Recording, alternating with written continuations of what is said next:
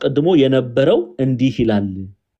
አያችሁ ከምኑ በፊት ከፍጥረት በፊት አስቀድሞ የነበረው ቅዱስ ዮሐንስ እንመለስ አንዴ ምንድነው ያለን ስለ ሕይወት ቃል ከመጀመሪያው የነበረውንና የሰማነውን በአይኖቻችን ያየነውን የተመለከትነውን እጆቻችንም የዳሰሱትን እናወራለን። ጌታችን መድኃኒታችን ኢየሱስ ክርስቶስ እግዚአብሔር ከፈጠረው ሁሉ አስቀድሞ የነበረው ይባላል። ምን ማለት ነው? እሱ የተፈጠረ ነው ማለት አይደለም። ሎቱ ስብሐት እዚህ ጋር ጥንቃቄ እናድርግ። ኦኬ ግን ምን እያለ ነው? እርሱ ከፈጠረው ፍጥረት የሚቀድመው የለም እያለ ነው። ግልጽ ነው። እግዚአብሔር ከፈጠረው ፍጥረት የሚቀድመው የለም።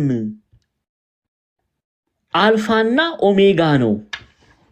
መጀመሪያና መጨረሻ መጀመሪያውም መጨረሻውም እሱ አልፋና ኦሜጋ ሲባል ከሱ በፊት ሌላ አምላክ የለም፣ ከሱ በኋላ ሌላ አምላክ አይኖርም እያለ ነው። ግልጽ ነው አይደለ? አዎ። ስለዚህ ከፈጠረው ፍጥረት ቀዳሚ ነው፣ የሚቀድመው የለም። ከፍጥረታት መካከል ኢየሱስ ክርስቶስን የሚቀድመው የለም። እርሱ ራሱ ፈጣሪ ነው። እርሱ ራሱ አምላክ ነው። በዚህ ምድር ላይ እርሱ እንዲህ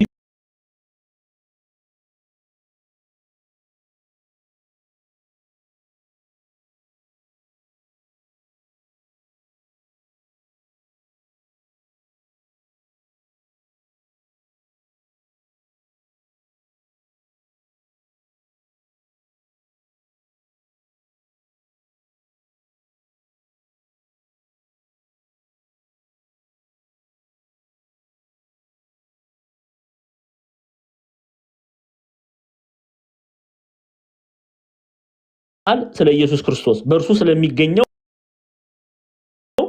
ዘላለማዊ ሕይወት ቃል የተባለው ኢየሱስ ክርስቶስ ኦኬ ወልድ የእናታችን የቅድስት ድንግል ማርያም ልጅ ስለ ሕይወት ቃል ከመጀመሪያው ጀምሮ የነበረውን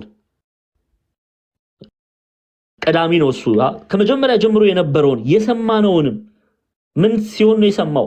እሱ ሲያስተምር ይላሉ ሊቃውንቱ ኢትዮጵያ ሊቃውንት ሐዋርያው ቅዱስ ዮሐንስ ጌታችን ኢየሱስ ክርስቶስ በአፉ ሲናገር ጆሮቻቸው ከሰሙት ክርስቲያኖች መካከል አንዱ ስለሆነ መሰከር ይላሉ። ስለዚህ በጆሮዬ ጌታ ሲያስተምር የሰማሁትን ለምን የሰማነውን አለ ከዚህ በኋላ አብራራላችኋለሁ። ግን እሱ የሰማውን በአይኖቻችንም ያየነውን እነዚህ የአይኔ ብሌኖች አይተውታል ክርስቶስን።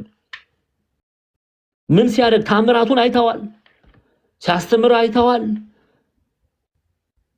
በአይኖቻችንም ያየነውን እሺ ከዛስ የተመለከትነውንም እጆቻችንም የዳሰሱትን እናወራለን። በእጃችን ዳሰነዋል፣ በጆሮአችን ሰምተነዋል፣ በአይኖቻችን አይተነዋል። ይሄንን የምስራች እንነግራችኋለን አለ። ለማን? ለኤፌሶን ክርስቲያኖች። አንድም ይሄ በመንፈስ ቅዱስ ምሪት ለሁሉም ኩላዊት አይደለች ቤተክርስቲያን በምድር ላይ ላለችው ቤተክርስቲያን የተጻፈ መልእክት ነው። ለሁላችንም ይሄንን ነው የምነግራችሁ እያለ ነው ቅዱስ ዮሐንስ። እሺ ለምንድን ነው ጸሐፊው አንድ ነው በብዙ ቁጥር ለምን ይናገራል? አንድ አይደለ እንዴ ቅዱስ ዮሐንስ አይደለ? ለምን ነው በብዙ ቁጥር የሚናገረው? እንመልከት። ስለ ሕይወት ቃል ከመጀመሪያው የነበረው የሰማነውን አለ። አባቶቻችን ይሄን በትርጓሜ ምን ብለው ይፈቱታል? ስለራሱ ብቻ አይደለም የሚናገረው ሐዋርያትንም ጨምሮ ሐዋርያው ቅዱስ ጳውሎስ፣ ሐዋርያው ቅዱስ ጴጥሮስ ከ12ቱ ሐዋርያት መካከል የሚቆጠሩትንም ሁሉንም ስለ ኢየሱስ ክርስቶስ እየሄዱ ሲያስተምሩ ያስተማሩት ትምህርት ምንድነው? ሐዋርያት 12ቱ ሐዋርያት ያስተማሩት ትምህርት አብረውት ተመላልሰዋልና የሚናገረውን ነገር ሰምተዋልና ያደረገውን ነገር ባይናቸው አይተዋልና በእጃቸው ዳስሰዋልና ታምራቱን አይተዋልና 12ቱን ሐዋርያት ጨምሮ ይናገራል። የሰማነውን ባይኖቻችን ያየነውን የተመለከትነውን እጆቻችንም የዳሰሱትን እናወራለን ይላል። የማቴዎስ ወንጌል ምዕራፍ 10 ላይ እንመልከት እስቲ። 12ቱ ሐዋርያት ዝርዝር እናገኛለን። በኋላ ላይ ማቲያስ ሐዋርያት ሥራ ምዕራፍ 1 ላይ ይተካል በአስቆሮቱ ይሁዳ ፋንታ ማለት ነው። እንመልከት። የሐዋርያት ሥራ ነው ይቅርታ፣ የማቴዎስ ወንጌል ምዕራፍ 10 ምዕራፍ 10 እሺ ይሄው 12ቱን ደቀ መዛሙርቱን ወደ እርሱ ጠርቶ ማነው 12ቱን ደቀ መዛሙርቱን ወደ እርሱ የጠራው? ለስም አጠራሩ ክብር ምስጋና ይግባው ጌታችን መድኃኒታችን ኢየሱስ ክርስቶስ ነው። 12ቱን ደቀ መዛሙርቱን ወደ እርሱ ጠርቶ ምን አላቸው? እንዲያወጧቸውን በርኩሳን መናፍስት ላይ ደዌን ሕማምን ሁሉ እንዲፈውሱ ስልጣን ሰጣቸው። የ12ቱም ሐዋርያት ስም ይህ ነው። መጀመሪያው ጴጥሮስ የተባለው ስምዖን፣ ወንድሙ እንድርያስም፣ የዘብዴዎስ ልጅ ያዕቆብም። አያችሁ። ከዛስ በኋላ ወንድሙም ዮሐንስ። ይሄ ዮሐንስ ነው መልእክተ ዮሐንስን የጻፈው። መልእክተ ዮሐንስ ማለት ዮሐንስ መልእክት አሁን እያጠናን ያለ ነው። የያዕቆብ ወንድም ያዕቆብ ከ12 ሐዋርያት መካከል ቀዳሚ ሰማዕት ነው። እዚህ ጋር አጽንኦት ሰጥቼ እናገራለሁ። ያዕቆብ ቀዳሚ ሰማዕት ከሐዋርያት ዘንድ። ቅዱስ እስጢፋኖስ ሐዋርያ አይደለም ዲያቆን ነው። ይሄንን ማወቅ ያስፈልጋል። ኦኬ። የሐዋርያት ሥራ ምዕራፍ 12 ላይ እናገኘዋለን ይሄን ታሪክ። ሄሮድስ በባለፈው መግቢያችን ላይ አይተናል። ያዕቆብን አስገድሏል። ኦኬ። ስለዚህ ወንድሙ ተብሎ ተጠርቷል። የማን ወንድም? የማን ወንድም ነው ያዕቆብ? የዮሐንስ ወንድም፣ የወንጌላዊ ዮሐንስ ወንድም። እሺ እንቀጥል። ጴጥሮስ የተባለው ስምዖን፣ ወንድሙም እንድርያስም፣ የዘብዴዎስ ልጅ ያዕቆብም፣ ወንድሙ ዮሐንስም፣ ፊልጶስም፣ በርተሎሜዎስም፣ ቶማስም፣ ቀራጩ ማቴዎስም፣ የእልፌዎስ ልጅ ያዕቆብም፣ ታዲዮስም የተባለው ልብዲዮስ፣ ቀነናዊው ስምዖን፣ ደግሞም አሳልፎ የሰጠው የአስቆሮቱ ይሁዳ። የአስቆሮቱ ይሁዳ በኋላ በማቲያስ ተተክቷል። የት ጋር? ሐዋርያት ሥራ ምዕራፍ 1 የአስቆሮቱ ይሁዳ በኃጢአት ምክንያት ስለሞተ የአስቆሮቱ ይሁዳ በማን ተተክቷል? ይሄው እኔ ሐዋርያት ሥራ እዚህ ጋር ምናል አንድ ሚስጥር ነገር አንድ ትልቅ ሚስጥር ነግራቸዋለሁ። በዚህ አጋጣሚ በአንድ ድንጋይ ሁለት ወፍ አትሉ። ይሄን የተማርን እችን ክፍል መናገር ማወቅ ስላለባችሁ ነው። ሐዋርያት ሥራ ምዕራፍ 1 እዚህ ጋር በደንብ ስሙ። ማስታወሻ የምትይዙ ሪኮርድ የምታደርጉ በደንብ ስሙ።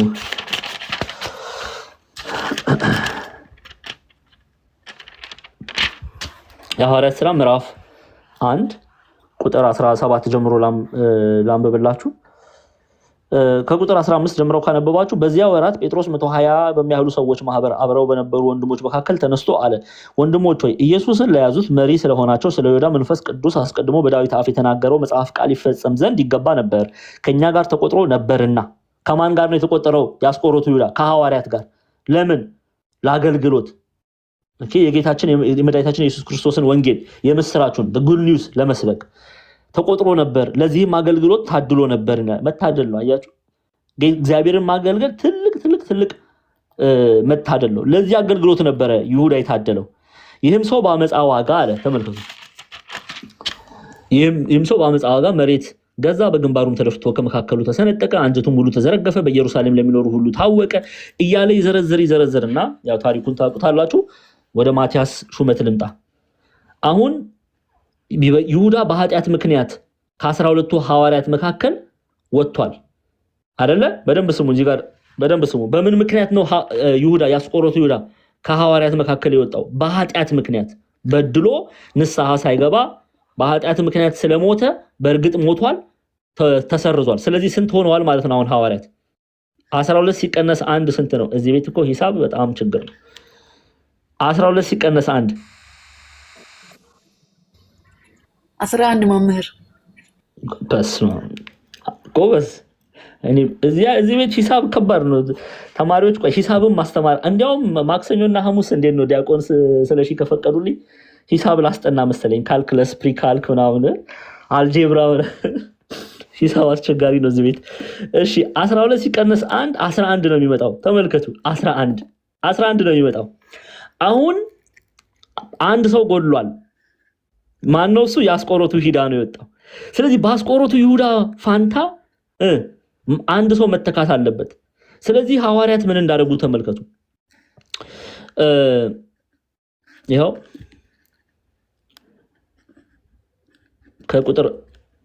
ከቁጥር ሶኬሽ ሙሉን ላንብብላችሁ። በመዝሙር መጽሐፍ መኖሪያው ምድረ በዳ ትሁን፣ የሚኖርባትም አይኑር፣ ደግሞ ሹመቱን ሌላ ይውሰዳት ተብሎ ተጽፏል። ይሄ ስለ ይሁዳ ነው።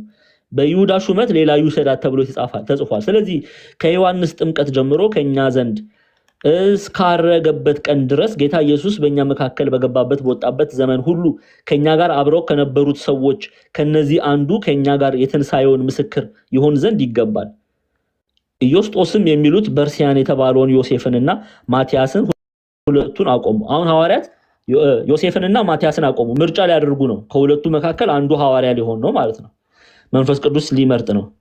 ሲጸልዩም የሁለቱም ልብ የምታውቅ አንተ ጌታ ሆይ ይሁዳ ወደ ገዛ ራሱ ስፍራ ይሄድ ዘንድ በተዋት በዚች አገልግሎት ማለትም ሐዋርያዊት አገልግሎት ሐዋርያነት ስፍራን እንዲቀበል የመረጥከው ከነዚህ ከሁለቱ አንዱን ሹመው አሉ። ኦኬ እጣም ተጣጣሉ። እጣውም ለማን ወደቀ ይላል? ለማቲያስ ወደቀና ከ11 ሐዋርያት ጋር ተቆጠረ። ስለዚህ ስንት ሆኑ ማለት ነው? 12። ማን ተተካ? በአስቆሮቱ ይሁዳ ማቲያስ ተተካ። ኦኬ በእግዚአብሔር ፈቃድ።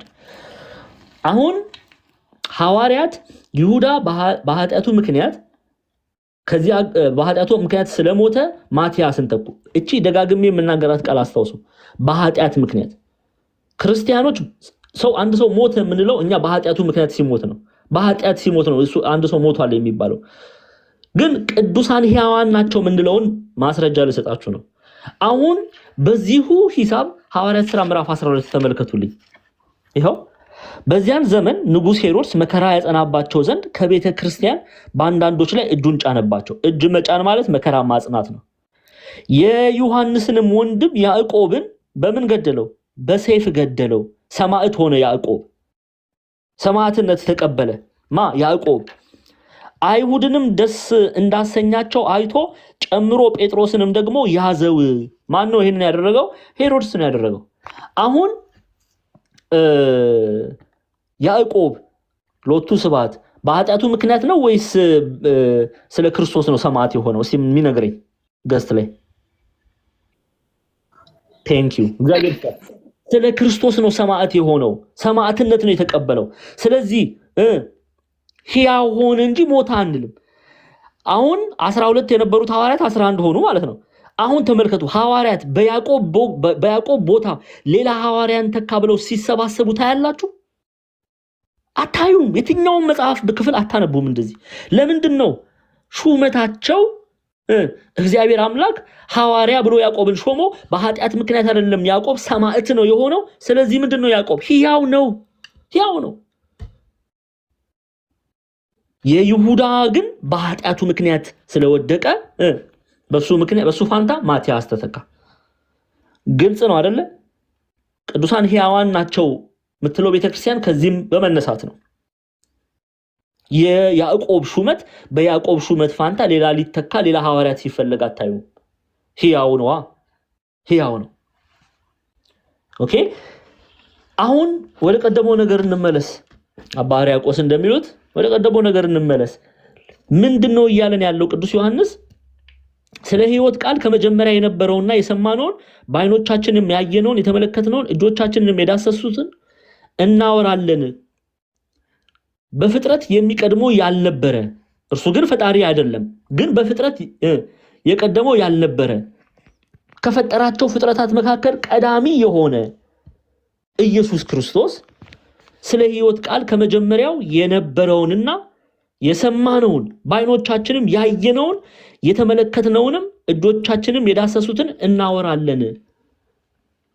ከፍጥረት በኩል ሊቀድመው የማይችለው ቀዳሚ የሆነ አልፋና ኦሜጋ የሆነ ሕይወት የሆነ መድኃኒት የሆነ ኢየሱስ ክርስቶስ ያስተማረውን ትምህርት ሕይወት የሚሰጠውን ትምህርት አይተናል፣ ጆሮቻችን ሰምተናል፣ ዳሰነዋል፣ ተመልክተናል በዓይኖቻችን። ይሄንን ሕይወት እንሰጣችኋለን፣ እንነግራችኋለን እያለ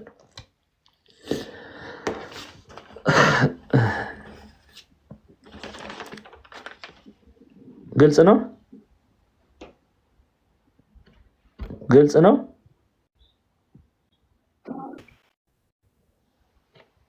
መልሱልኛ ከመቀጠል በፊት እሺ፣ ተባረኩ፣ እግዚአብሔር ይባርካችሁ። እሺ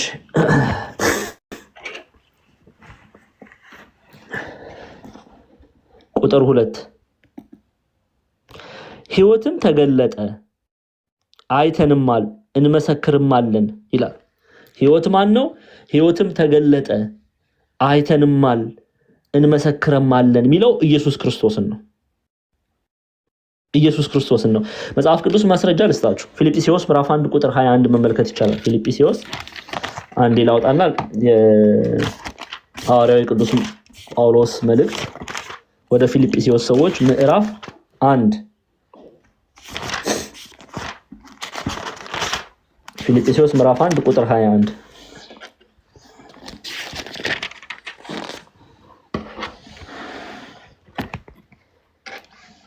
የሐዋርያው የጳውሎስ መልእክት ወደ ፊልጵስዩስ ሰዎች ምዕራፍ 1 ቁጥር 21 ይሄው ሐዋርያው ቅዱስ ጳውሎስ ምንድነው የሚለው? ለእኔ ሕይወት ክርስቶስ ሞትም ጥቅም ነውና ይላል።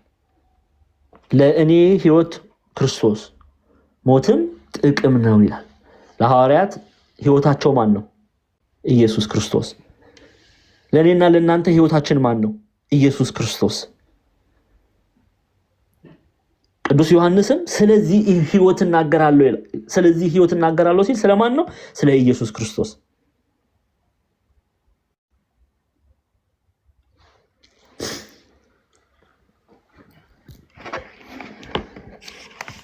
ስለዚህ ምን አለ? ምክንያቱም በክርስቶስ የሚያምን የዘላለም ሕይወት አለው። ሕይወትን የሚሰጠው ማን ነው? ኢየሱስ ክርስቶስ ነው የሚሰጠው። ስለዚህ ያችን ሕይወት የምንላበሳት በክርስቶስ ኢየሱስ በኩል ነው፣ በእርሱ በማመን አይደለ? ስለዚህ ስለ ሕይወት ሲናገር ቅዱስ ዮሐንስ ስለማን እየተናገረ ነው? ስለ ኢየሱስ ክርስቶስ እየተናገረ ነው። ስለ ኢየሱስ ክርስቶስ እየተናገረ ነው።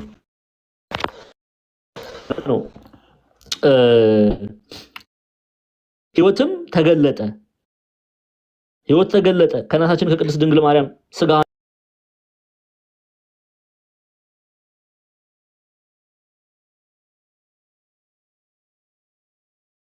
እሺ አይተንማል። አይቻሉ አይደለም ያለው። አሁንም በደንብ አድርጋችሁ ስሙ።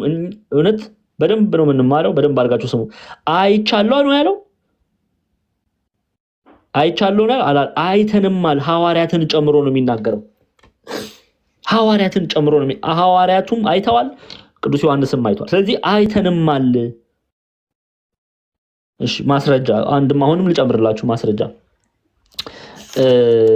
እዛው ሐዋርያት ሥራ ላይ ልመልሳችሁ። እንዲያውም ጥሩ ራሱ ቅዱስ ጴጥሮስ የተናገረውን ሐዋርያት ሥራ ምዕራፍ 1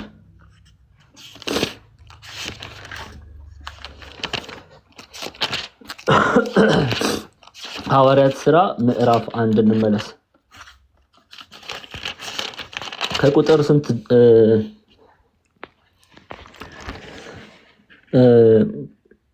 21 ጀምሬ ላመብላችሁ ተመልከቱ።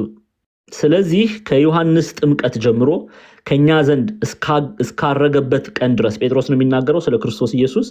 ጌታ ኢየሱስ በእኛ መካከል በገባበትና በወጣበት ዘመን ሁሉ ከኛ ጋር አብረው ከነበሩ ሰዎች ከነዚህም አንዱ ከኛ ጋር የትንሣኤውን ምስክር ይሆን ዘንድ ይገባል። ትንሣኤው ምስክር ይሆን ዘንድ ይገባል። ስለ ማቲያስ ሹመት እየመጡ ነው። ይሁዳ ከዚህ ሹመት ከዚህ አገልግሎት መራቁን ይናገራል። ግን ከኛ ጋር እያለ ጴጥሮስም እንዲህ አይነት ቋንቋ ነው የሚጠቀመው። ተመልከቱ። ቅዱስ ዮሐንስም ከኛ ጋር ይላል፣ ሐዋርያትን ነው የሚናገረው።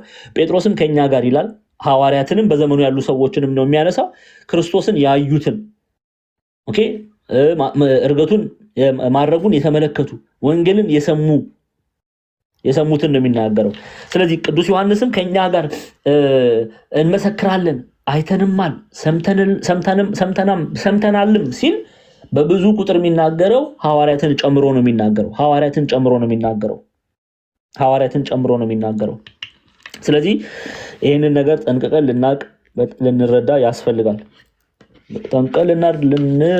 ያስፈልጋል። እሺ ሕይወትም ተገለጠ አይተንማል። ክርስቶስ ተገለጠ አይተንማል። አይተውታል በዓይኖቻቸው። ኦኬ የማቴዎስ ወንጌል ምዕራፍ 10ን ማየት እንችላለን። ብዙ ክፍል መጽሐፍ ቅዱስ ክፍል ማየት ይቻላል። ነገር መደጋገም ነው የሚሆነው። እንቀጥል። ለእኛም የተገለጠውን የዘላለም ሕይወት እናወራላችኋለን። በደንብ ስሙ። ይቅርታ አንድ ለሕይወትም ተገለጠ አይተንማል። ከዛ ምን አለ? እንመሰክርማለን አለ። እንመሰክራለን መስክሩ ተብለዋላ። ጌታችን መድኃኒታችን ኢየሱስ ክርስቶስ ሐዋርያትን መርጦ ምንድነው ያለው? ሂዱ ቃሉን ይናገሩ ዘንድ ሂዱ ምን በሉ መስክሩ ብሏቸዋል። ኦኬ የሐዋርያት ሥራ ምዕራፍ 1 ቁጥር 8 እንዲህ ሐዋርያት ሥራ ምዕራፍ 1 የሐዋርያት ሥራ ምዕራፍ 1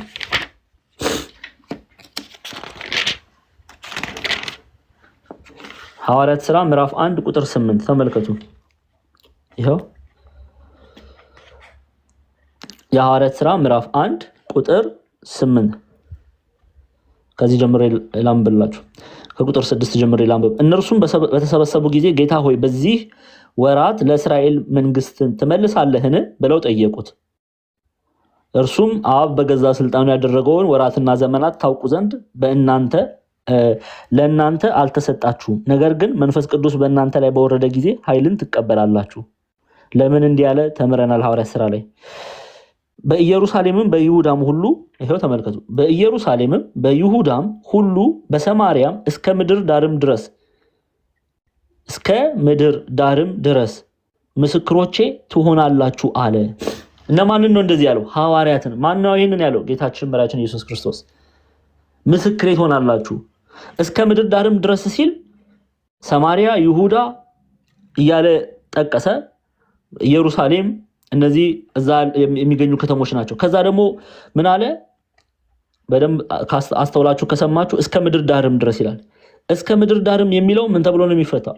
የአሕዛብ መንደርንም ጭምር ሮም ይሄዳሉ፣ ግሪክ ይሄዳሉ፣ ቱርክ ይሄዳሉ። በአሕዛብ ምድርም ጭምር ወንጌል እንደሚሰበክ የተነገረ ቃል ነው። ስለዚህ ቅዱስ ዮሐንስ እንመሰክራለን የሚለው ይሄንን ነው። እንመሰክራለን የሚለው ይሄንን ነው። ሕይወትም ተገለጠ፣ አይተንማል፣ እንመሰክርማለን። ኦኬ፣ ወንጌል ይሰብኩ ዘንድ ታዘዋልና። እሺ እንቀጥላለን። እንመሰክርማለን ይላል። እሺ ከአብ ዘንድ የነበረውንም ለእኛም የተገለጠውን የዘላለም ሕይወት እናወራላችኋለን። ዮሐንስ ይቀጥልና ደግሞ ከአብ ዘንድ የነበረውንም ለእኛም የተገለጠውን የዘላለም ሕይወት እናወራላችኋለን። ከአብ ዘንድ የነበረውንም ሲል ማንን ነው የሚናገረው? ወልደ እግዚአብሔርን ነው የሚናገረው። ከአብ ጋር የተካከለ መሆኑን ነው የሚናገረው። ኦኬ፣ እግዚአብሔርነቱን ነው የሚናገረው። ይሄን ደግሞ መጽሐፍ ቅዱስ ነው የሚናገረው፣ ዲያቆን ዛማኑኤል ሳይሆን። ራእይ 3:21 ላይ እንመልከት። የዮሐንስ ራሱ ቅዱስ ዮሐንስ የጻፋቸው ራእይ 3:21 ተመልከቱ። ራእይ ምዕራፍ 3 ቁጥር 21 ምንድን ነው የሚለው? እኔ ደግሞ ድል እንደነሳው ከአባቴም ጋር በዙፋን ላይ እንደተቀመጥኩ ድል ለነሳው ከእኔ ጋር በዙፋኔ ላይ ይቀመጥ ዘንድ እሰጠዋለሁ። እኔ አለ ክርስቶስ፣ እኔ ደግሞ ድል እንደነሳው ከአባቴም ጋር በዙፋኑ ላይ እንደተቀመጥኩ ድል ለነሳው ከእኔ ጋር በዙፋኔ ላይ ይቀመጥ ዘንድ እሰጠዋለሁ ይላል። ኦኬ፣ በሐዋርያት ሥራ ምዕራፍ 7 ላይም ይሄንን ማየት እንችላለን። ሐዋርያት ሥራም እስጢፋኖስ ቀዳሜ ሰማዕት እስጢፋኖስ ከ12ቱ ሐዋርያት መካከል ሳይሆን ከ12ቱ ሐዋርያት አይቆጠርም፣ ግን ቀዳሜ ሰማዕት እያለች ቤተክርስቲያን ትጠራዋለች። ከሐዋርያቶቹ ውጪ ነው። ሐዋርያቶቹን ጨምሮ ከሁሉም ቀድሞ ሰማዕትነት የተቀበለ ስትለው፣ ግን ከሐዋርያት መካከል አይቆጠርም። ቅድም ቀዳሜ ሰማዕት ከሐዋርያት ዘንድ ነው ያዕቆብ። እሺ፣ ይሄን ደግሞ በደንብ እያጠራ ነው የምንሄደው። የሐዋርያት ሥራ ምዕራፍ 7 ይሄው የሐዋርያት ሥራ ምዕራፍ 7 ስለ ኢየሱስ ክርስቶስ ከመሰከረ በኋላ እስጢፋኖስ ምንድነው ያለን? እነሆ ሰማያት ተከፍተው። በነገራችን ላይ ሰማያት ተከፍተው ሲል በሰማይ በር ኖሮ አይደለም፣ ወይኔ የሆነ ትልቅ ጌት ኖሮ በር እኛ እንደ ቤታችን በር እየከፈትን የምንገባው አይነት እንዳታስቡ። በር የሚለው ሚስጥር ተገለጠ፣ የተደበቀ ሚስጥር ተገለጠ ሲል ነው። ለማን ተገለጠለት? ለእስጢፋኖስ ተገለጠ። በበር ምሳሌ ያስቀምጠዋል። ደግሞ ሰማይ ላይ ሄዳችሁ በር እንዳትፈልጉ ለማለት ነው።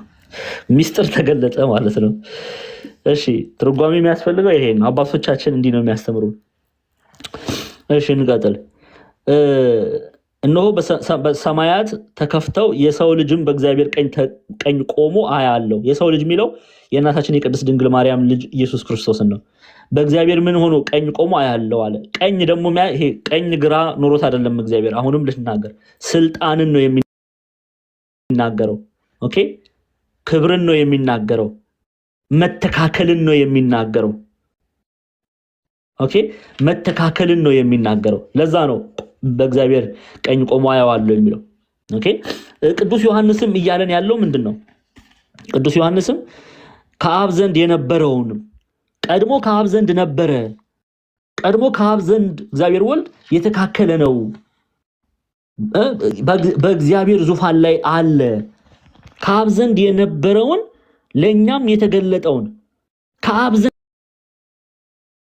የነበረው በስልጣን የተካከለው ወልድ ኢየሱስ ክርስቶስ ቃል ምን ሆነ ይለናል። ለኛም ከአብ ዘንድ የነበረውንም ለኛም የተገለጠውን ለኛም ደግሞ ተገለጠ። ለማን? ለሐዋርያት ተገለጠ። በቃል እግዚአብሔር ተገለጠ፣ ቃሉን አስተማራቸው። ለኛ የተገለጠውን ቃል ሕይወት የሚሰጠውን ቃል ኢየሱስ ክርስቶስን ለኛም የተገለጠውን የዘላለም ሕይወት እናወራላችኋለን፣ የዘላለምን ሕይወት እንሰጣችኋለን፣ የዘላለም ሕይወት የሆነውን ኢየሱስ ክርስቶስ እንነግራችኋለን። ሐዋርያትን ጨምሮ ነው የሚናገረው። ማን? ዮሐንስ። ግልጽ ነው አይደለ? ኦርቶዶክሳውያን ክርስቲያኖች፣ አዎ ቤተክርስቲያናችን ለዚህ ነው ኢየሱስ ክርስቶስን ሕይወት የምትለው። ለዛ ነው ቤተክርስቲያን ሁሌ ቅዳሴ ከቅዳሴ ፍጻሜ ላይ ስጋውን ደሙን የምታቀበለው ለምዕመናን ይህንን ሕይወት እንድንላበስ ነው።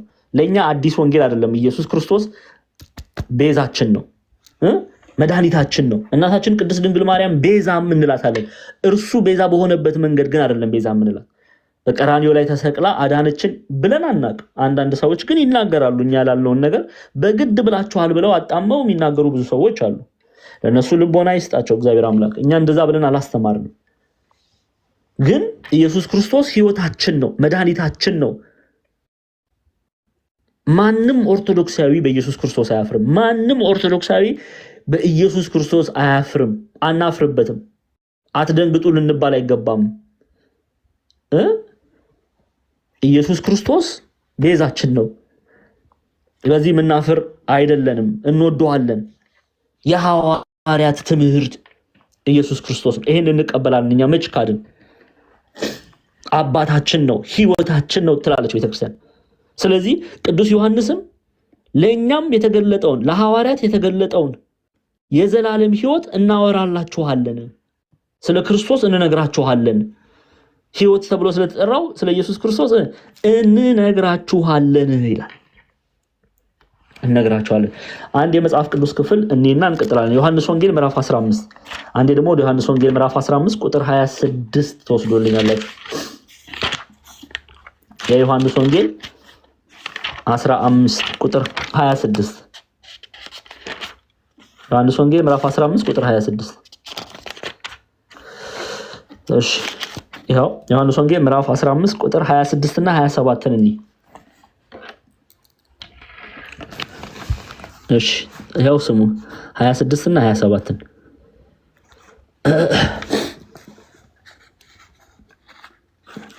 እሺ ዳሩ ግን እኔ ከአብ ዘንድ የምልክላችሁ አጽናኝ እርሱም ከአብ የሚወጣ የእውነት መንፈስ በመጣ ጊዜ እርሱ ስለኔ ይመሰክራል። እናንተም ደግሞ ከመጀመሪያ ከኔ ጋር ኖራችኋልና ትመሰክራላችሁ አላችሁ። ሐዋርያትን ነው። ማን ነው የሚናገረው? ጌታችን መድኃኒታችን ኢየሱስ ክርስቶስ። ለዚህ ነው ቅዱስ ዮሐንስ እንመሰክራለን የሚለው። ታዘዋላ ይመሰክሩ ዘንድ ሐዋርያት እስከ ምድር ዳርቻ ሰሜን፣ ደቡብ፣ ምስራቅ፣ ምዕራብ ሄደው ማንን ይመሰክሩ ዘንድ ነው የታዘዙት? ኢየሱስ ክርስቶስን ይመሰክሩ ዘንድ ነው የታዘዙት። ወንጌልን ይመሰክሩ ዘንድ ነው የታዘዙት። ሰውን ቃል እግዚአብሔርን ያስተምሩ ዘንድ ነው የታዘዙት። ስለዚህ መንፈስ ቅዱስም ስለኔ ይመሰክራል አላቸው። አንድም እናንተም ትመሰክራላችሁ። መንፈስ በመጣ ጊዜ የእውነት መንፈስ የሚለው መንፈስ ቅዱስን ነው። የእውነት መንፈስ በመጣ ጊዜ እርሱ ስለኔ ይመሰክራል። እናንተም ደግሞ ከመጀመሪያ ከእኔ ጋር ኖራችኋልና ትመሰክራላችሁ። እሺ ከመቀጠሌ በፊት እስካሁን የተማራችሁት ግልጽ ነው ክርስቲያኖች? ልቀጥል አይደለ?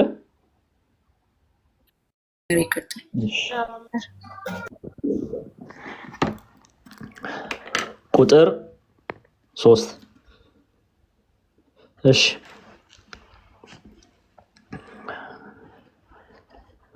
እናንተ ግን ያው ለኛም የተገለጠውን የዘላለም ሕይወት እናወራላችኋለን። ከአብ ዘንድ የነበረውንም ለእኛም የተገለጠውን የዘላለም ሕይወት እናወራላችኋለን። እናንተ ደግሞ ከእኛ ጋር ህብረት እንዲኖራችሁ ያየነውንና የሰማነውን ለእናንተም ደግሞ እናወራላችኋለን አለ። ለእናንተም ደግሞ እናወራላችኋለን። ምን ያልነውን? ያየነውን የሰማነውን። ምን እንድታደርጉ? ህብረት እንዲኖራችሁ። እሺ አሁን ይሄንን በደንብ አብራራላችኋለሁ። ደግመን እንየው። ከአብ ዘንድ የነበረውን ለእኛም የተገለጠውን የዘላለም ሕይወት እናወራላችኋለን ካለ በኋላ ቅዱስ ዮሐንስ እናንተ ይላል።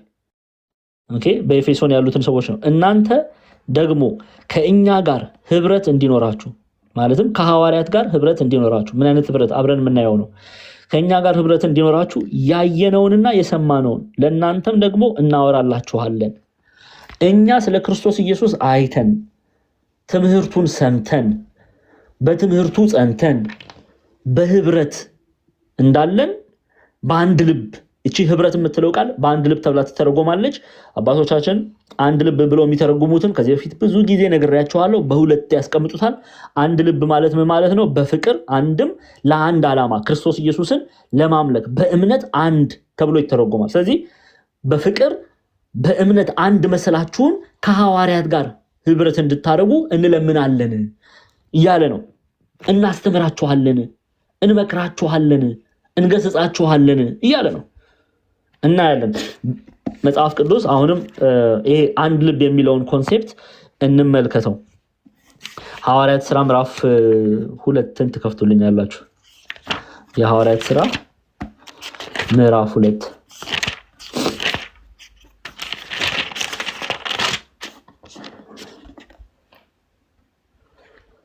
ሐዋርያት ሥራ ምዕራፍ 2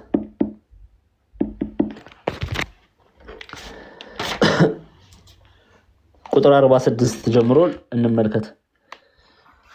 ይሄው ከቁጥር 43 ጀምሮ ልንገራችሁ። ይሄ እንግዲህ የመጀመሪያዊቷ ቤተክርስቲያን ናት። በማርቆስ እናት በማርያም ቤት የተመሰረተችው ቤተክርስቲያን ናት። በኢየሩሳሌም የተመሰረተችው ቤተክርስቲያን ናት። በሐዋርያት ሥራ ምዕራፍ 2 ላይ የተመሰረተችው ቤተክርስቲያን ናት። በመጀመሪያዊቱ ቤተክርስቲያን ምን አይነት ህብረት ነበራቸው ክርስቲያኖች? ቅዱስ ዮሐንስ እያወራ ያለው ስለዚህ ህብረት ነው። ምን አይነት ህብረት ነበራቸው? ተመልከቱ። ነገር ግን በሰው ሁሉ ፍርሃት ሆነ፣ በሐዋርያትም እጅ ብዙ ድንቅና ምልክት ተደረገ። ያመኑትም ሁሉ አያችሁ፣ በሐዋርያት ትምህርት ያመኑትም ሁሉ አብረው ነበሩ፣ ያላቸውን ሁሉ አንድነት አደረጉ፣ መሬታቸውንም ጥሪታቸውንም እየሸጡ ማንኛውም እንደሚፈልገው ለሁሉ ያካፈሉት ነበር ካለ በኋላ ሉቃስ ነው ይሄን የጻፈው። በየቀኑም በአንድ ልብ ሆነው፣ ተመልከቱ፣ በስንት ልብ? በሶስት ልብ ይላል፣ በሁለት ልብ ይላል፣ በአራት ልብ ይላል አይልም። በየቀኑ ኤቭሪዴይ ዕለት ማለት ነው። በየቀኑም በአንድ ልብ ሆነው በመቅደስ እየተጉ በቤታቸውም እንጀራ እየቆረሱ በደስታና በጥሩ ልብ ምግባቸውን ይመገቡ ነበር። እግዚአብሔርንም እያመሰገኑ በሕዝብ ሁሉ ፊት ሞገስ ነበራቸው። ጌታም የሚድኑትን ሁሉ ዕለት በእነርሱ ላይ ይጨምር ነበረ። በስንት ልብ ሆነው? በአንድ ልብ ሆነው። አንድ ልብ ሆነው ማለት ለአንድ ዓላማ በፍቅር ሆነው በአንድ እምነት ማለት ነው። ሆነው ምን ያደርጉ ነበረ? በመቅደስ እየተጉ በቤታቸው እንጀራ እየቆረሱ በደስታና በጥሩ ልብ ምግባቸውን ይመገቡ ነበር። በአንድ ልብም ስለሆኑ እግዚአብሔር አምላክ ምን ያደርግ ነበረ? እግዚአብሔርንም እያመሰገኑ በሕዝብ ሁሉ ፊት ሞገስ ነበራቸው። ጌታም የሚለው ኢየሱስ ክርስቶስን ነው። የሚድኑትን ዕለት በእነርሱ ላይ ይጨምር ነበረ። ፍቅር ነበራቸዋ፣ አንድነት ነበራቸዋ፣ መተሳሰብ ነበራቸዋ፣ መዋደድ ነበራቸዋ። በአንድ ዓላማ ነው ሁሉም የቆሙት። ያም ምንድን ነው? ጌታችን ኢየሱስ ክርስቶስን ማመስገን። ይኸው እግዚአብሔርን እያመሰገኑ፣ ክርስቶስ እግዚአብሔር ነው አይደለ? እግዚአብሔርን እያመሰገኑ በፍቅር ሆነው በአንድ ዓላማ ሆነው በህብረት ሆነው ይኖሩ ነበረ። እግዚአብሔርም ሞገስ ሰጣቸው። በነገራችን ላይ እኔ አንዳንድ ጊዜ ይቅርታ አድርጉልኝ፣ ቆም ብዬ አሁን ላይ ሳስበው እኛ ሞገስ ማጣታችን ይመስለናል። በአሕዛብ ዘንድም እንዲህ እንድንጠላ ያደረገን። እውነቴን እኮ ነው። ሰላምም እንድናጣ ያደረገን። ፍቅር የለንም፣ አንድነት የለንም፣ መዋደድ የለንም። አንዱ አንዱን እንመጣል፣ አንዱ ላይ ክፋት ማሰብ ነው። ብንዋደድ ብንፋቀር በአንድ ልብ ብንሆን እግዚአብሔር ድንቅ ስራን ሲሰራ በእኛ ውስጥ እናያለን። ድንቅ ስራን ሲሰራ እግዚአብሔር አምላክ እንመለከታለን። እግዚአብሔር አምላክ አንድ ያድርገን፣ በአንድ ልብ ያድርገን። በፍቅር ያድርገን። ሌላ የመጽሐፍ ቅዱስ ክፍል ልክፈትላችሁ። የሐዋርያት ሥራ ምዕራፍ 4 ቁጥር 32 ላይ ተመልከቱ። አንድ ገጽ ብቻ ነው የምትገልጡት። ሐዋርያት ሥራ ምዕራፍ 4 ቁጥር 32 ተመልከቱ። እሺ ያመኑትም ሕዝብ በአንድ ልብ፣ በስንት ልብ? በአንድ ልብ፣ አንዲትም ነፍስ ነበሯቸው። ምን ማለት ነው? ያመኑት ሕዝብ 3000፣ 4000፣ 5000፣ 6000፣ 7000፣ 8000፣ 9000፣ 10000 ቢሆኑ እንዴት አንድ ልብ ሊኖረው ይችላል ብላችሁ ከጠየቃችሁ አንድ ልብ የሚሉት ያመኑት ሰዎች በአንድ እምነት በአንድ ፍቅር ነበሩ እያለን ነው ሉቃስ። ያመኑትም ሕዝብ በአንድ ልብ አንዲትም ነፍስ ነበራቸው። በአንድ ዓላማ ነው የቆሙት። ታስታውሳላችሁ ቅዱስ እስጢፋኖስን በድንጋይ ለመግደል ሲደበድቡ ኦኬ ምንድነው እነዛ ክፉ አይሁዳውያን ምንድን ነበረ የሚለው መጽሐፍ ቅዱስ ስለ ልባቸው ምንድነው የሚለው ተመልከቱ። በጣም የሚገርም ቃል አለ ሐዋርያት ሥራ ምዕራፍ 7 ላይ ቁጥር 57 ላይ ታገኙታላችሁ። እኔ እዚህ ያሳየው አነብላችኋለሁ። ሐዋርያት ሥራ ምዕራፍ 7 ቁጥር 57 ተመልከቱ። ቁጥር 57 እነሆ ሰማያት ተከፍተው የሰው ልጅን በእግዚአብሔር ቀኝ ቆሞ አየዋለሁ አለ። ማን? ቅዱስ እስጢፋኖስ ሊቀ ዲያቆን። በታላቅም ድምፅ እየጮሁ አሁን እነዚህ ክፉ አይሁዳውያን፣ ስራ ፈታ አይሁዳውያን ተመልከቱ። ክፉዎቹ በክርስቶስ የማያምኑት ምን አደረጉ? በታላቅ ድምፅም እየጮሁ ጆሮአቸውን ደፈኑ። ለምን? ስለ ክርስቶስ ሲናገር መስማት አይፈልጉም። ጆሮአቸውን ደፈኑ። በአንድ ልብ ሆነው አያችሁ። በምን ልብ? በአንድ ልብ ሆነውም ወደ እርሱ ሮጡ። ወደ ማን? ወደ እስጢፋኖስ። ሊሾሙት አይደለም እኮ የሚሮጡት፣ ሊገሉት ነው። ተመልከቱ። ወደ እርሱም ሮጡ፣ ከከተማውም ወደ ውጭ አውጥተው ወገሩት፣ በድንጋይ ደበደቡት ማለት ነው። አያችሁ። በስንት ልብ ሆነው ግን የወገሩት? በአንድ ልብ። ታዲያ ለምንድን ነው ወጋሪዎቹ ብዙ ቢሆኑም ለምን በአንድ ልብ አለ መጽሐፍ ቢሉ ይላሉ ሊቃውንቱ። በአንድ ዓላማ ስለጸኑ በአንድ ልብ ሆነው ተባለ። በአንድ ዓላማ መጽናታቸው ምንድን ነው? የእነሱ ዓላማ ምንድን ነው? እስጢፋኖስን መግደል። ያ በአንድ ልብ ተብሎ ይጠራል። ቅዱስ ዮሐንስ እዚህ ጋር ከኛ ጋር ህብረት እንዲኖራችሁ እናንተ ደግሞ ከኛ ጋር ህብረት እንዲኖራችሁ ያየነውንም የሰማነውንም ለእናንተ ደግሞ እናወራላችኋለን ሲል ከኛ ጋር ህብረት እንዲኖራችሁ ሲል አንድም በእምነት በአንድ ልብ እንድንቆም በፍቅር በአንድ ልብ እንድንቆም እኛ ያየነውን የተገለጠውን ህይወት ኢየሱስ ክርስቶስን ወንጌልን እንሰብካችኋለን እያለ ነው። ምን እንዲኖራችሁ? የዘላለም ህይወት። ለኛም የተገለጠውን የዘላለም ህይወት እናወራላችኋለን። በኢየሱስ ክርስቶስ እመኑ ብለን እንሰብካችኋለን። ምክንያቱም በእርሱ ያመነ የዘላለም ህይወት አለውና ያመነ የተጠመቀም ይላል ማርቆስ 16 ላይ እንደሚድን መጽሐፍ ይነግረናል። ስለዚህ ይሄንን እውነት እንነግራችኋለን ሲል እሱ ብቻ አይደለም ሐዋርያቱን በጠቅላላ ጠቅልሎ ይናገራል። እሺ እንቀጥል። እሺ ህብረታችንም ከአባት ጋር ትንሳት ነው አንዴ። እሺ እንቀጥል፣ ትንሽ እንቀጥል። ለኛም የተገለጠውን የዘላለም ህይወት እናወራላችኋለን። እናንተ ደግሞ ከኛ ጋር ህብረት እንዲኖራችሁ ያየነውን የሰማነውን ለእናንተ ደግሞ እናወራላችኋለን። ኦኬ። እናንተ ደግሞ ከኛ ጋር ህብረት እንዲኖራችሁ ያየነውን ስለ ክርስቶስ ያየነውን ስለ ክርስቶስ የሰማነውን ለእናንተ ደግሞ እናወራላችኋለን። ህብረታችንም ከአባት ጋር ከልጁም ከኢየሱስ ክርስቶስ ጋር ነው። አያችሁ፣ ህብረታችን ከአባት ጋር ከልጁም ከኢየሱስ ክርስቶስ ጋር ነው። ይሄ ሰልፍ ኤክስፕላናቶሪ ነው፣ ቀላል ነው። ህብረታችን በእርሱ በማመናችን ከእግዚአብሔር ጋር ህብረት እናደርጋለን። ኦኬ፣ ከእግዚአብሔር ጋር ህብረት እናደርጋለን። በነገራችን ላይ ሐዋርያው በአንደኛ ቆሮንቶስ መልእክቱ ላይ ይሄን ይናገራል። አንደኛ ቆሮንቶስ ምዕራፍ 1 ቁጥር 10 ላይ እንመልከተው። መጀመሪያው የሐዋርያው የጳውሎስ መልእክት ወደ ቆሮንቶስ ሰዎች ምዕራፍ 1 ቁጥር 10 ተመልከቱ። ቁጥር 10 ላይ ምንድነው የሚለው ቅዱስ ጳውሎስ? ነገር ግን ወንድሞች ሆይ ሁላችሁ አንድ ንግግር እንድትናገሩ በአንድ ልብና በአንድ ሐሳብም የተባበራችሁ እንድትሆኑ እንጂ መለያየት በመካከላችሁ እንዳይሆን በጌታችን በኢየሱስ ክርስቶስ ስም እለምናችኋለሁ ይላል። አያችሁ፣ እለምናችኋለሁ። በክርስቶስ አምነን በኢየሱስ ክርስቶስ አምነን በፍቅር ስንጸና በአንድ ልብ ስንጸና ህብረታችን ከማን ጋር ይሆናል ማለት ነው? ከእግዚአብሔር ጋር ይሆናል ማለት ነው። ኦኬ አንድ ትልቅ ቤተሰብ ነን። በክርስቶስ አካል ላይ የተጣበቅን ብልቶች ነን። አካሉ ማን ነው? ኢየሱስ ክርስቶስ። እኛ ብልቶቹ ነን። አንድ ቤተሰብ ነን ማለት ነው። ያንን ነው ቅዱስ ዮሐንስ እየተናገረ ያለው። ለእኛም የተገለጠውን የዘላለም ሕይወት እናወራላችኋለን። እናንተ ደግሞ ከኛ ጋር ህብረት እንዲኖራችሁ ከሐዋርያት ጋር ህብረት እንዲኖራችሁ ያየነውን የሰማነውን ለእናንተም ደግሞ እናወራላችኋለን። ኦኬ ህብረታችን ከአባት ጋር ከልጁም ከኢየሱስ ክርስቶስ ጋር ነው። በዚህ ህብረት ስናደርግ ከኛ ጋር ብቻ አይደለም ህብረት የምታደርጉት ከእግዚአብሔር ጋርም ህብረት ታደርጋላችሁ። የእግዚአብሔርን መንግስት ትወርሳላችሁ። በክርስቶስ አካል ላይ ብልቶች ሆነን እንቆጠራለን። አካሉ ማን ነው? ኢየሱስ ክርስቶስ።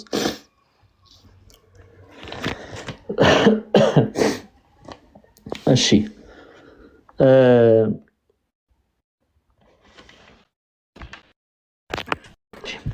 ደስታችሁም እንዲፈጸም ይህን እጽፍላችኋለሁ አለ። አሁን የመጀመሪያውን ማወቅ ያለባችሁ ይሄ መልእክት የተጻፈበት ምክንያት ምንድነው ብያችኋለሁ። መልእክተ ዮሐንስ ከተጻፈበት መጀመሪያው የቅዱስ ዮሐንስ መልእክት የተጻፈበት ምክንያት ምንድነው? የመጀመሪያው ምክንያት አራት ምክንያቶች ናቸው። የመጀመሪያው ምክንያት ምንድነው? አንዴ ይቅርታ አለርጂ ሲዘን ላይ ነው ያለነው ለዛ ነው። እሺ ጉንፋን ቢጤናት that our joy may be full አያችሁ ደስታችን ሙሉ ይሆን ዘንድ አንደኛ ዮሐንስ ምዕራፍ 1 ቁጥር 4 ላይ። ስለዚህ ደስታችን ሙሉ የሆነው በምን ምክንያት ነው ማለት ነው? በክርስቶስ ኢየሱስ በማመን ከሐዋርያት ጋር ከጌታችን ከመድኃኒታችን ከኢየሱስ ክርስቶስ ጋር ከእግዚአብሔር አብ ጋር ህብረት በማድረግ ሙሉ ደስታ እንላበሳለን። ስለዚህ that our joy may be full ወይም ደስታችን ሙሉ እንዲሆን ብለን አይደለ? ይሄው ራሱ ቅዱስ ዮሐንስ ደስታችሁ እንዲፈጸም ይህን ጽፍላችኋለሁ አለ። ማለት ምን ማለት ነው? ይሄንን መልእክት ጽፍላችኋለሁ ምን እንድታደርጉ? በክርስቶስ ኢየሱስ እንድታምኑ፣ ከሐሰተኞች መተው ከሚረብሿችሁ ከሐሰተኞች መምህራን እንድትርቁ፣ ከኃጢአት እንድትጠበቁ። ኦኬ ይሄንን መልእክት እጽፍላችኋለሁ። ይሄን መልእክት ምጽፍላችሁ ደስታችሁ ሙሉ ይሆን ዘንድ ነው ይላል። ደስታችሁ ሙሉ ይሆን ዘንድ ነው። ደስታችሁ ሙሉ ይሆን ዘንድ ነው።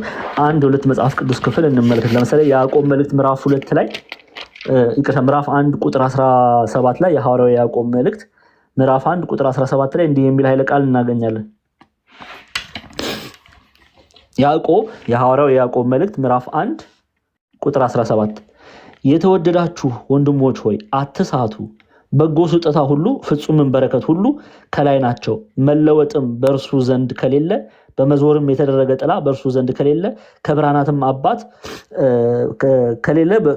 አባት ይወርዳሉ። ለፍጥረት የበኩራት አይነት እንድንሆን በእውነት ቃል አስቦ ወለደን ይላል። ዋናው ቃል የሚፈልገው ቁጥር 16 ላይ ያለው ነው። የተወደዳችሁ ወንድሞች ሆይ አትሳቱ፣ በጎ ስጦታ ሁሉ ፍጹም የተባለ በረከት ሁሉ ከላይ ነው። ኬት ከእግዚአብሔር ዘንድ ነው ፍጹም የሆነ ደስታ የሚገኘው። ሰው ልጅ በእግዚአብሔር በጌታችን በመድኃኒታችን በኢየሱስ ክርስቶስ በማመን ምን አይነት በረከት ነው የሚያገኘው? ፍጹም ደስታን ያገኛል። ፍጹም በረከትን ያገኛል። ይሄ ፍጹም በረከት ምድር እንደምትሰጠው አይነት ደስታ አይደለም። ምድር እንደምትሰጠው አይነት በረከት አይደለም። ምድር እንደምትሰጠው አይነት ማጽናናት አይደለም። በክርስቶስ ኢየሱስ የምናገኘው እረፍት ኦኬ ሙሉ የሆነን እረፍት ፍጹም የሆነን እረፍት ሰው ልጅ የሚያገኘው ከሰማይ ነው፣ ከእግዚአብሔር ዘንድ ነው። የሉቃስ ወንጌል እንመልከትና ብዙ ስለቆየን እዚህ ላይ እናበቃለን ዛሬ። የሉቃስ ወንጌል ምዕራፍ 2 ምን ለምትጽፉ ሰዎች ቁጥር 11 እና 12 እንመልከት። የሉቃስ ወንጌል ምዕራፍ 2 11 12 እሺ የጌታችን የኢየሱስ ክርስቶስ ወንጌል ቅዱስ ሉቃስ እንደጻፈው ምዕራፍ 2 ቁጥር 11 እና 12 ተመልከቱ። እሺ ጌታችን መድኃኒታችን ኢየሱስ ክርስቶስ የልደቱን አውድ ነው የምንመለከተው። ስለ ልደቱ የተጻፈውን ክፍል ነው የምናየው። እንዲህ ይላል፣ በዚያም ምድር መንጋቸውን በሌሊት ሲጠብቁ በሜዳ ያደሩ እረኞች ነበሩ። እነሆም የጌታ መልአክ ወደ እነርሱ ቀረበ፣ የጌታ ክብርን በዙሪያቸው አበራ፣ ታላቅ ፍርሃትን ፈሩ። መልአኩም እንዲህ አላቸው፣ እነሆ ለሕዝቡ ሁሉ የሚሆን ታላቅ ደስታ የምስራች እነግራችኋለሁ። ይሄንን ነው ቅዱስ ዮሐንስም እየተናገረ ያለው የጌታችን ኢየሱስ። ለዛ ነው የኦርቶዶክሳዊት የሆነችው ቅድስት ቤተክርስቲያን፣ ሐዋርያዊት የሆነችው ቅድስት ቤተክርስቲያን ቤዛ ኩሉ ዓለም እያለች በልደቱ ጊዜ የምትዘምረው ቤዛ ኩሉ ዓለም እያለች የዓለም ሁሉ ቤዛ የሆነው ኢየሱስ ክርስቶስ ተወለደ፣ መድኃኒት ተወለደ እያለች የምትዘምረው። ስለዚህ ምንድነው ያለው የጌታ መልአክ? ወደ እነርሱም ቀረበ፣ የጌታ ክብርም በዙሪያቸው አበራ፣ ታላቅ ፍርሃትን ፈሩ። መልአኩም እንዲህ አላቸው፣ እነሆ ለሕዝቡ ሁሉ የሚሆን ታላቅ ፍጹም ደስታ ነው። ግን ታላቅ ይለዋል ቃሉ። ታላቅ ደስታ የምስራች እነግራችኋለሁ፣ አትፍሩ። ዛሬ በዳዊት ከተማ መድኃኒት እርሱም ክርስቶስ ጌታ የሆነ ተወልዶላቸዋል። ይሄ ዜና ለኦርቶዶክሳውያን የሚያስደነግጥ ሳይሆን ሳቅ በሳቅ የሚያደርግ ነው። ይሄን ስትሰሙ ደስ አይላችሁም? ደስ ይለናል አይደለ? ስለናንተ ባላቅም እኔ በጣም ደስ ይለኛል። ይሄንን የምስራች መልአኩ ተናገረ። ፍጹም ደስታ ታላቅ ደስታ ሆነ፣ መድኃኒት ሆነ። ያ መድኃኒት ማን ነው? ኢየሱስ ክርስቶስ። ይሄንን ደስታ ነው ቅዱስ ዮሐንስ እንመሰክርላችኋለን የሚለው።